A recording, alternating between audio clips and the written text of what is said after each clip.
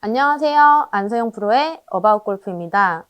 오늘은 다운스윙 시 상하체 분리가 잘 안 되시는 분들을 위한 레슨 영상을 준비해 보았는데요. 상하체 분리는 유연성, 사람마다 신체 조건이 다 다르잖아요. 그래서 하체가 돌 수 있는 범위, 그 대신 상체가 버티면서 하체가 돌 수 있는 범위는 사람마다 다 달라요. 그래서 상하체 분리가 안 되는 제일 큰 원인은 백스윙을 하면 골반이 이러한 형태를 띠죠. 근데 이거를 돌리려고 이제 하니까 이 각을 바로 상상하시는 분들이 많아요.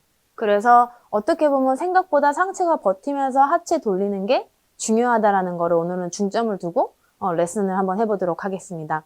지금부터 레슨 시작하겠습니다. 우선은 상하체 분리할 수 있는 능력을 갖고 있는지, 내가 아니면 혹시나 그냥 서 있을 때도 상하체 분리가 안 되는지 이 능력 테스트를 해야 돼요. 그래서 이건 뭐 집에서도 지금 영상 보시면서 좀 따라 하셔도 좋으실 것 같고요. 우선 클럽 없이 거울을 정면에서 보시고 가슴 앞에 X를 하고 이렇게 가슴 위에 얹으실게요. 이렇게 얹은 다음에 전체적으로 가슴은 앞 거울을 유지하고 이 상태에서 하체만 이렇게 분리를 해볼게요. 이런 식으로. 근데 이 동작 생각보다 쉬워 보이시죠? 근데 생각보다 배에도 힘이 많이 들어가고 전반적으로 약간 복근 운동 하듯이 그런 느낌이 들어요.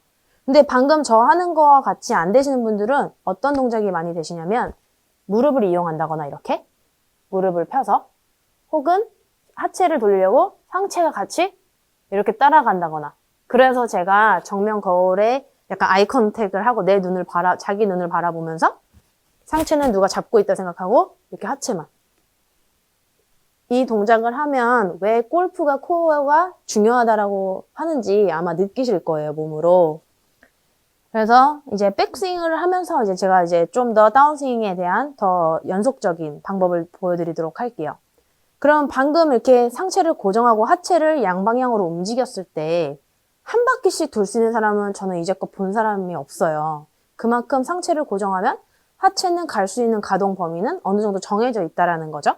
하지만 유연성에 따라서 더 많이 가동 범위가 큰 사람이 있고 좀 안 유연한 사람은 가동 범위가 좀 적을 수도 있고 하지만 그건 문제가 되지 않아요. 내 가동 범위 내에서 그걸 무리하게 벗어나지만 않으면 모든 힘은 공에 쏠리게 되어 있기 때문에 가동 범위 내에서만 움직이면 되는 거거든요. 그래서 백스윙을 실제로 하면서 저의 가동 범위를 보여드릴게요.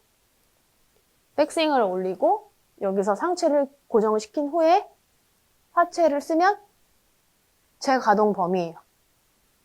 지금 이렇게 하면 아까 클럽 없이 했을 때의 느낌, 코어에 힘이 들어가는 느낌? 코어를 약간 이렇게 쥐어 짜는 듯한 느낌이 들어요. 근데 만약에 제가 제 가동 범위는 이만큼인데 이렇게 하려고 하면 생각보다 편하거든요.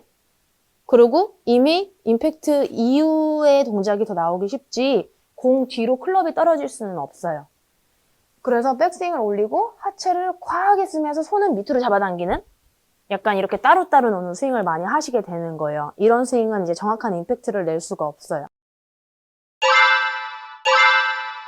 그래서 아마추어 분들이 하체를 아예 안 쓰거나 가동 범위를 벗어나서 너무 많이 쓰거나 둘 중에 하나예요.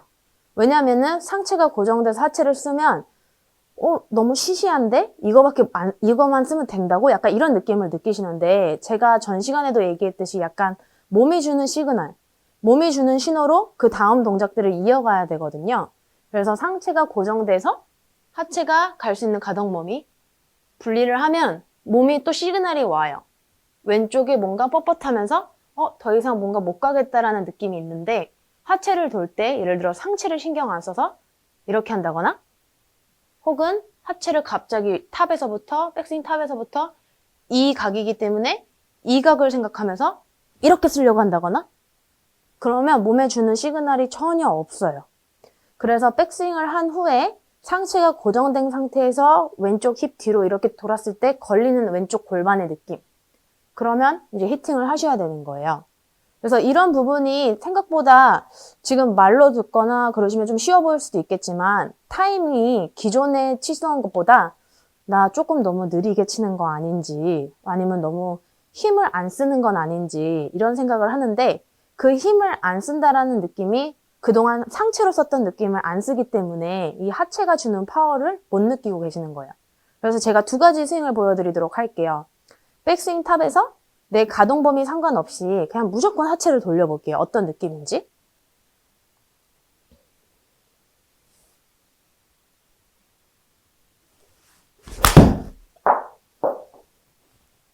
스피드가 좀 빨라 보이거나 그럴 수도 있겠지만 굳이 제 볼이 나가는 걸 안 보시더라도 정확히 갔을 것 같다라는 느낌은 안 드실 거예요, 아마. 그리고 두 번째, 백스윙 탑에서 상체를 고정해서 내가 하체가 딱 시그널이 주는 데까지 몸으로 느끼면서 가동 범위 내에서 한번 하체를 돌려보도록 할게요.